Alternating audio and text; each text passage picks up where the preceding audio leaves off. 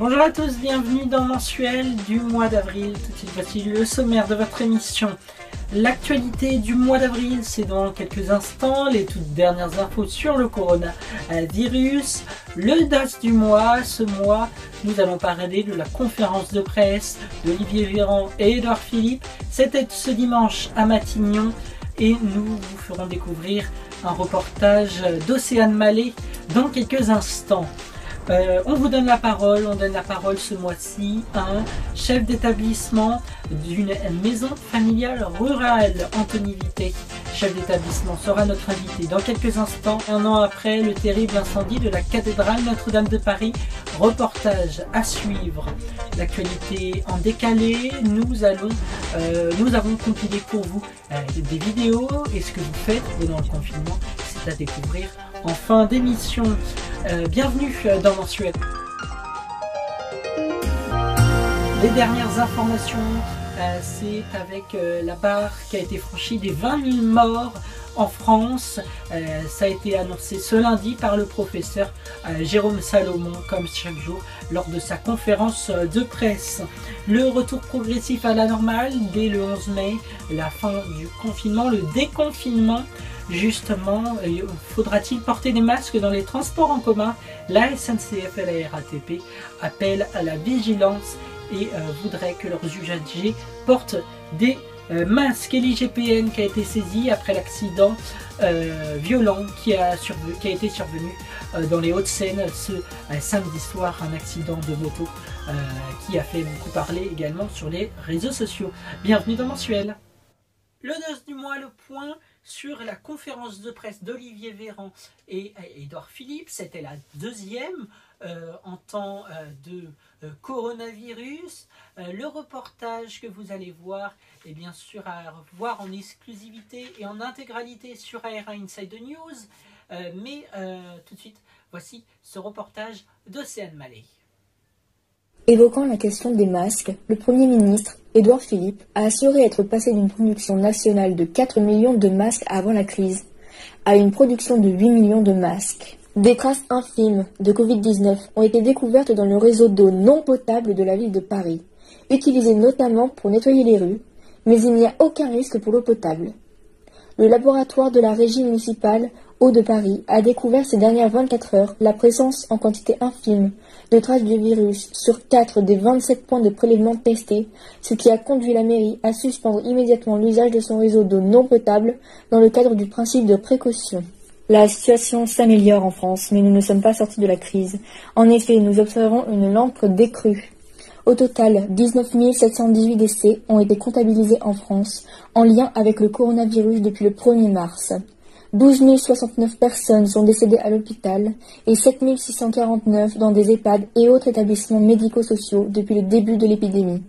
395 nouveaux décès ont été signalés en 24 heures. Olivier Véran, qui a indiqué que 45% des EHPAD ont signalé moins d'un cas de coronavirus positif, est revenu sur l'interdiction de se rendre dans ces établissements. Ce sera à la demande du résident, à partir de lundi, sous condition. Pas plus de 2 visiteurs et interdiction de contact physique. Ce droit de visite encadré s'appliquera également aux personnes à domicile en situation de handicap. Le ministre de la Santé, Olivier Véran, a voulu détailler les mesures d'urgence sociale mises en place durant ce confinement, notamment le maintien des prestations sociales de manière automatique et sans démarche, ainsi que le report de la trêve hivernale. Olivier Véran a également rappelé qu'une aide exceptionnelle allait être versée à 4 millions de ménages. Concernant le déconfinement, Édouard Philippe assure qu'il doit être basé sur 2 principes essentiels. Préserver la santé des Français et la continuité de la vie de la nation. C'est-à-dire garantir que l'on puisse continuer à se nourrir, à se déplacer et à former les générations futures. Nous ne pouvons pas geler ces activités définitivement, mais le déconfinement ne sera pas un retour à la normale. Il va falloir apprendre à vivre avec le virus, car il n'y a pas de traitement efficace connu à ce stade, pas encore de vaccin, et la population est loin d'être immunisée. Cela nous laisse un instrument, la prévention, qui va être déterminante dans la façon dont nous allons vivre après le déconfinement. Cette façon de vivre avec le virus va reposer sur 3 éléments essentiels. D'abord, les gestes barrières, qui sont absolument essentiels. Les tests virologiques, et enfin l'isolement des porteurs du virus. C'est sur ces 3 éléments que nous allons organiser le déconfinement. Concernant les transports publics, il est probable qu'à partir du 11 mai, il soit obligatoire de porter un masque grand public. Les grands titres à retenir de la conférence de presse d'Édouard Philippe et d'Olivier Véran. Nous ne sommes pas sortis de la crise sanitaire. La France enregistre un nouveau recul des cas graves. Un droit de visite dans les EHPAD à partir de lundi 11 mai. Une croissance négative en 2020 en France. Gestes barrières, tests virologiques et isolement des porteurs du virus, les 3 piliers du déconfinement. Un port du masque grand public, probablement, obligatoire dans les transports. Édouard Philippe encourage au télétravail au-delà du 11 mai. Réouverture de certains commerces, mais pas les cafés et restaurants. Réouverture des écoles par territoire ou par moitié de classe à l'étude. Le Premier ministre déconseille de réserver ses vacances d'été à l'étranger. Et encore une incertitude sur la tenue du second tour des municipales. On vous donne la parole ce mois-ci avec un chef d'établissement sur le déconfinement dans les écoles, Anthony Vitet, chef d'établissement de la maison familiale de Châteaubriand, en Loire-Atlantique. Alors bonjour à vous. Alors avant, on va expliquer le fonctionnement d'une maison familiale. C'est un établissement scolaire qui allie l'école, les stages ou l'apprentissage une semaine sur 2. Il appartient, cet établissement, à l'enseignement agricole et à l'enseignement national. Alors bonjour, alors ma première question, en tant que chef d'établissement, comment vous allez envisager un déconfinement dans votre établissement ? Bonjour Davian, comment j'envisage le déconfinement? Eh bien écoute, a priori à partir du 11 mai, nous pourrons accueillir à nouveau des élèves à la maison familiale rurale comme dans tous les établissements français. Donc nous allons devoir mettre en place une organisation qui permettra à chacun d'être en sécurité. Alors comment ça se décline aujourd'hui, je ne sais pas exactement parce que l'organisation elle n'est pas décidée. On nous a annoncé que d'ici 15 jours, le ministre de l'Éducation nationale ainsi que le ministère de l'Agriculture devraient nous donner quelques consignes et devraient nous donner aussi des protocoles pour pouvoir accueillir les jeunes. Ce qui va être un peu compliqué chez nous, c'est vrai, hein, on le sait, c'est l'internat, c'est le réfectoire, ce sont tous les moments où les jeunes vont être ensemble. Après, il a été dit que les classes pourraient être divisées par 2 pour avoir moins de monde dans les mêmes pièces et puis d'accueillir des jeunes à des moments et d'autres à d'autres moments. Alors là, pour l'instant, effectivement, ça reste un petit peu flou. Et puis, en ce qui nous concerne, il va falloir aussi qu'on imagine un calendrier d'alternance pour terminer l'année. Nous, il va falloir qu'on organise tous ces temps-là et que ce soit sécurisant pour tous. Après, sur les mesures de déconfinement national, on va attendre les circulaires comme tout le monde. Comment avez-vous dû gérer la crise au sein de votre établissement? En ce qui concerne la gestion de la crise, très rapidement et dès le début des annonces, nous nous sommes réunis en équipe pour mettre en place des scénarios de travail avec les jeunes et avec les familles, c'est-à-dire que la continuité pédagogique, puisque c'est notre mission et que nous nous y devons, a tenu compte des éléments que chacun peut avoir chez soi, alors en prenant en compte la problématique aussi des outils numériques, parce que toutes les familles ne sont pas pourvues des éléments nécessaires au travail à distance. Nous-mêmes, il faut bien l'avouer, au départ, nous n'étions pas prêts à cela, donc il a fallu que nous adaptions nos outils, il a fallu que nous nous mettions d'accord sur notre façon de travailler. Il a fallu également que nous soyons en relation constante entre nous dans l'équipe, mais aussi en relation avec les familles, avec les jeunes, de manière à pouvoir apporter des réponses que parfois vous n'aviez pas, parce qu'il est très compliqué de faire un cours à distance et de pouvoir répondre de manière individuelle, de manière précise également. Donc c'était la première préoccupation de l'équipe, c'est d'être au plus proche des familles, des jeunes, pour pouvoir répondre assez rapidement.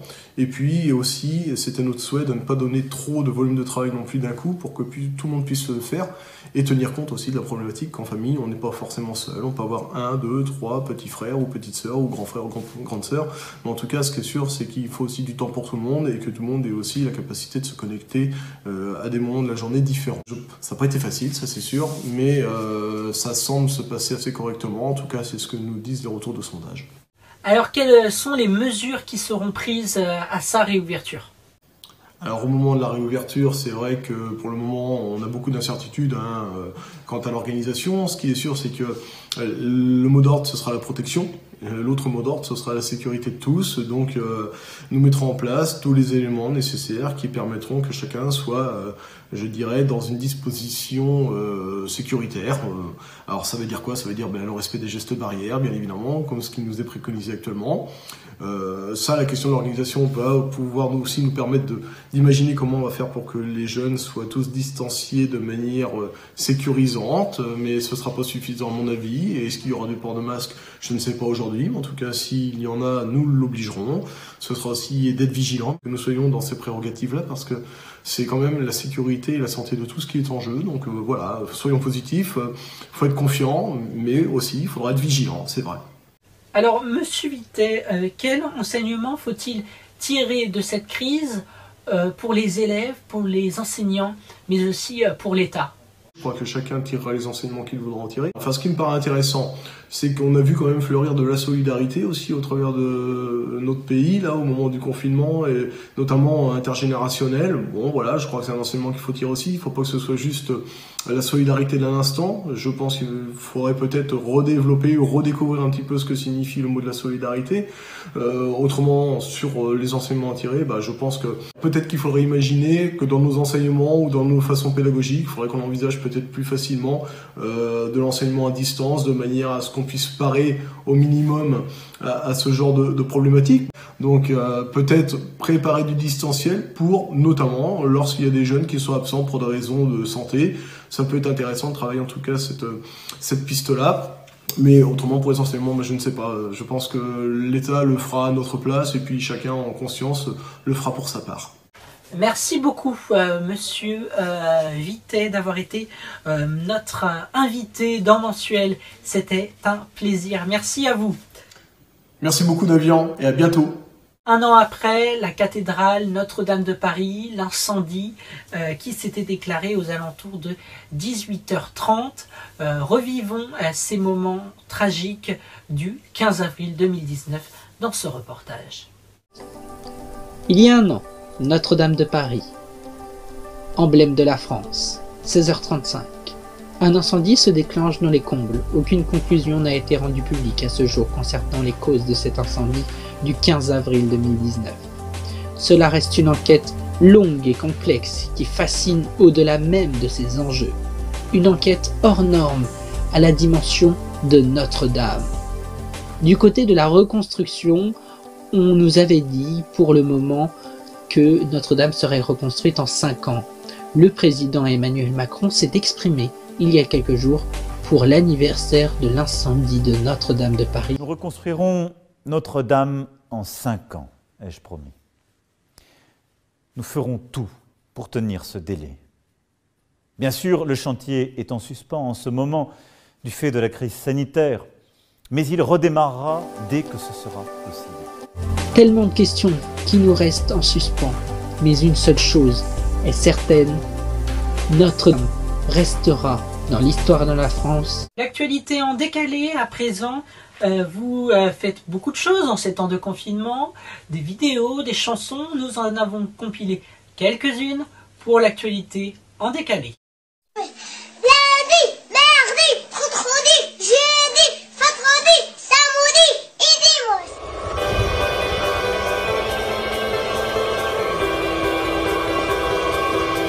Halt.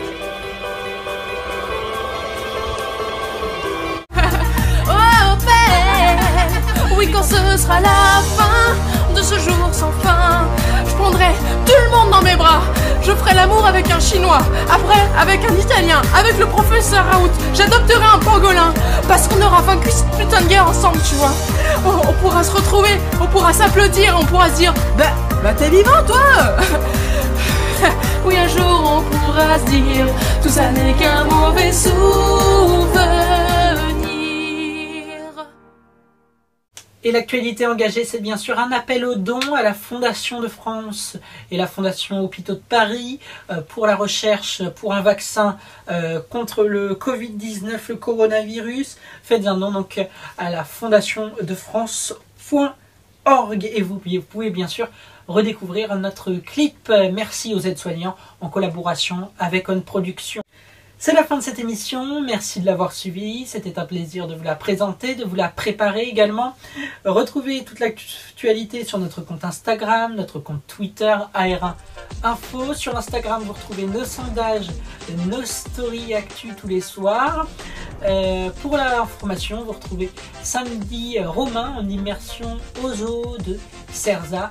Et dans 15 jours, vous retrouverez Stephen Combe pour l'information. Puis moi, j'aurai plaisir à vous retrouver le mois prochain pour Mensuel. Merci, belle suite d'informations et surtout, restez bien chez vous, c'est important. Merci, prenez bien soin de vous.